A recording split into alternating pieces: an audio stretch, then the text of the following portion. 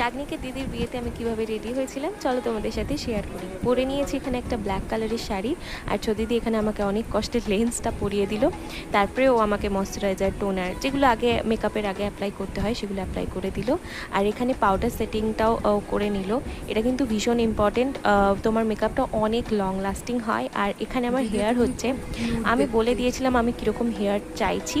আমি একটু কার্লও চাইছি, আবার একটুখানি মেসি বানও চাইছি, তো সেই মতো দিদি করে দিয়েছিল। আমি বিয়েবাড়ি থেকে অনেক রাত করে বাড়ি এসেছিলাম, ততক্ষণও কিন্তু আমার হেয়ারের কিচ্ছু হয়নি, একদম ঠিকঠাক ছিল। আর লিপস্টিকের কালারটাও খুব সুন্দর একটা মিক্স ম্যাচ করে পরিয়েছিল। এখন আমি আমার অর্নামেন্টসগুলো পরে নিচ্ছি।